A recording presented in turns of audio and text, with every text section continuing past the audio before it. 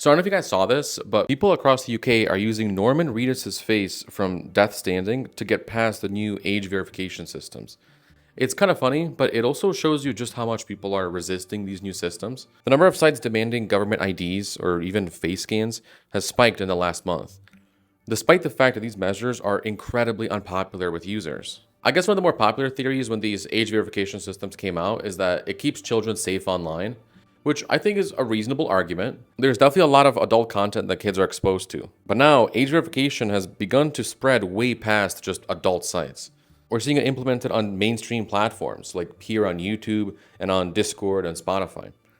In the UK, they passed the Online Safety Act to mandate this stuff immediately. And that law really got the ball rolling on similar kind of laws. When the UK law went live, VPN signups spiked 1,400% within minutes. 500,000 people so far have signed a petition to repeal it. And some are calling this the death of the internet as we know it. And yet platforms are still pushing for them.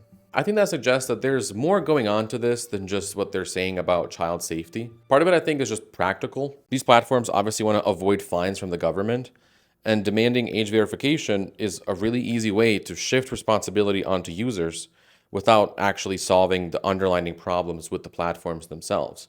The argument that's often given, or at least on the corporate side, is that age verification is like the safety thing. I found this clip from the UK's technology secretary that I think really sums this up in how they look at age verification. For everybody who's out there thinking of using VPNs, let me just say to you directly, verifying your age keeps a child safe, keeps children safe in our country. So let's just not try and find a way around.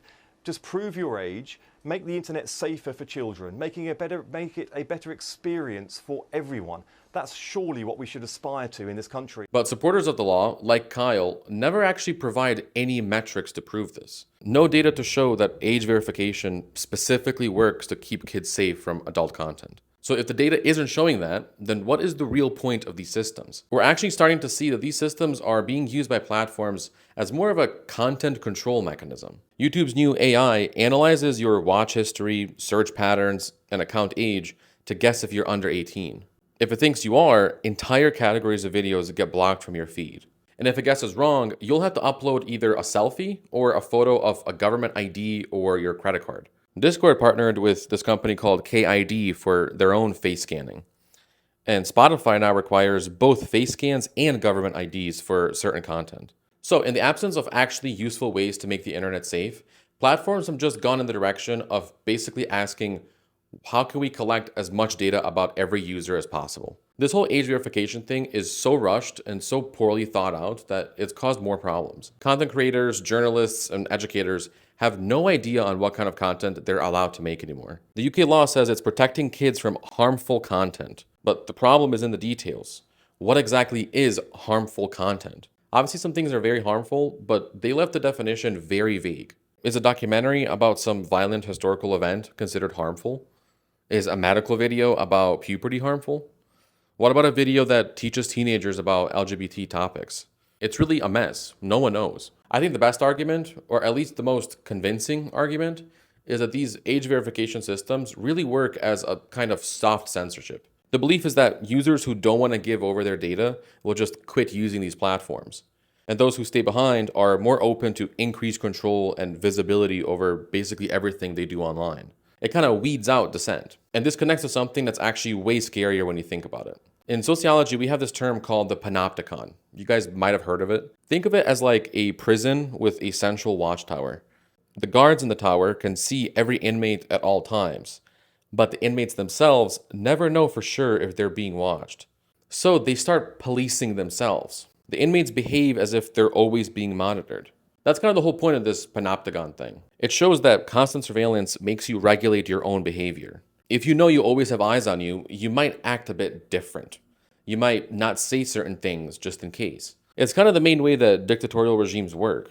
If you're the leader of one of these more authoritarian countries, it's a really, really powerful way for you to control your citizens.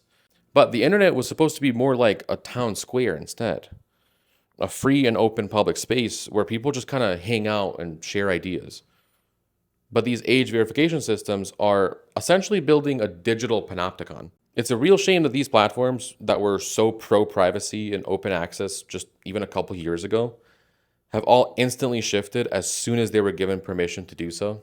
Part of the big problem and part of the reason why so many of these platforms were actually so pro-privacy before was that it helped them create this kind of image that they're more progressive and forward-thinking. Because obviously no platform wants to be known as the pro-surveillance platform, you know what I mean? But the major shift happened over the last couple of years when governments basically gave tech platforms a free pass to go full surveillance mode.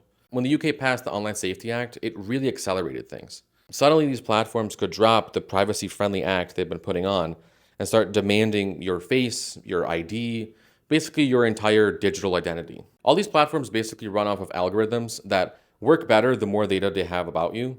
So secretly, they've been wanting to collect as much data as possible. They've just been stopped all these years from constant pushback from users.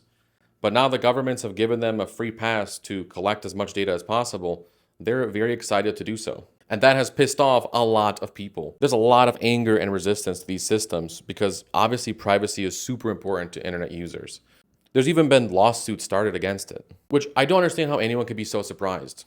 We all know how people online really, really value their privacy. People are basically begging for the option to use the internet anonymously, but the powers that be are telling them it's no longer possible. It's interesting. Whenever there's a new technological advancement, it always ends up being used to collect as much data from users as possible, to be used to censor them. Even all the way back to the printing press, governments quickly started keeping registries of printers and publications, because they realized real quick that they could use it to monitor and censor what people were reading or publishing. The free spread of information is oftentimes a threat to the authorities. And the death of internet privacy isn't just because platforms all of a sudden figured out that age verification works great or anything. Oh, I'm filming. Hi there. It's because they were always hungry for your data, and they were just waiting for the right moment to drop the act. So the second government said, you know what, surveillance is okay now, all the platforms just immediately jumped on, finally, we can drop this act on caring about this pesky privacy. Hand over that juicy data, we want to train some AI. And it's not like these systems are affecting some small segment of the population or anything. We watch YouTube now more than any other platform, including Netflix or Amazon Prime. That's a lot of faces scanned, passport data is collected, and user profiles stored somewhere. And these tech companies aren't just collecting all this data to keep for themselves.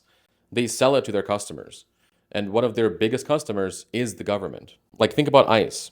While they might not be directly using age verification data yet, they have a well-documented history of paying for access to huge commercial databases.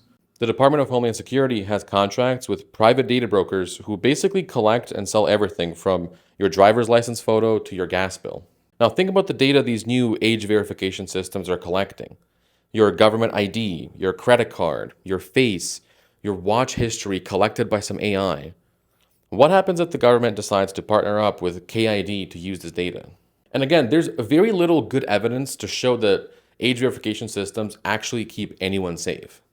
If anything, they actually could end up making the internet even less safe. Because all the people who don't want to share their data on YouTube or Discord will just go to deeper forums that are extremely dangerous, where people get easily radicalized and become violent. You can totally tell that the people who wrote these laws have absolutely zero idea how people on the internet actually work. Age verification sounds like a good idea if you want to look tough on internet crime, but it doesn't actually solve anything. There's such a big push to replace privacy with AI monitoring and things like that. The idea that a human can't be trusted to use the internet freely, but an AI can be trusted to determine who gets access to the internet makes no sense. Like, how many examples of AI being wrong and hallucinating do we need before we stop trusting it to do everything? And it's worth mentioning that literally any time there's been an attempt to preserve digital rights, the argument is always that it's either unfeasible or dangerous to guarantee any user privacy.